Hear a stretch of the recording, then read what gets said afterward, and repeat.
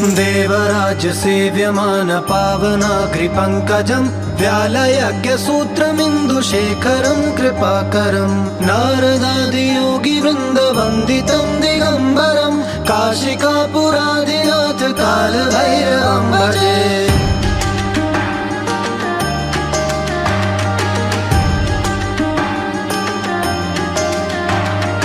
भानुकोटिभास्वरं भवाब्धितारकं परं नीलकण्ठमीप्सितार्थदायकं त्रिलोचनं कालकालमम्बुजाक्षमक्षशूलमक्षरं काशिकापुरादिनाथ कालभैरवं भजे। शूलटङ्कपाशदण्डपाणिमादिकारणं श्यामकायमादिदेवमक्षरं निरामयं भीमविक्रमं प्रभुं विचित्रताण्डवप्रियं काशिकापुरादिनाथ कालभैरवं भजे।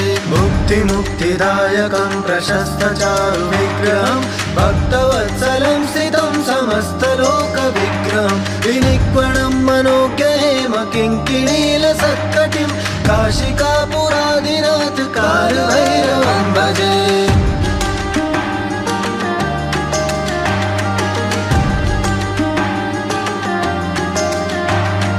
धर्मसेतुपालकं त्वधर्ममार्गनाशनं कर्मपाशमोचकं सुशर्मदायकं विभुं स्वर्णवर्णशेषपाशशोभिताङ्गमण्डलं काशिकापुरादिनाथ कालभैरवं भजे।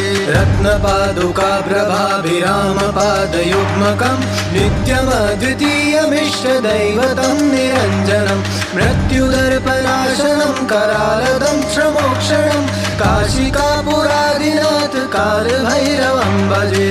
अट्टहासभिन्नपद्मजाण्डकोशसन्तति दृष्टिपातनष्टपापजालमुग्रशासनम् अष्टसिद्धिदायकं कपालमालिकाधरं काशिकापुरादिनाथ कालभैरवं भजे। भूतसङ्गनायकं विशालकीर्तिदायकं काशीवासलोकपुण्यपापशोधकं विभुं नीतिमार्गकोविदं पुरातनं जगत्पतिं काशिकापुरादिनाथ कालभैरवं भजे।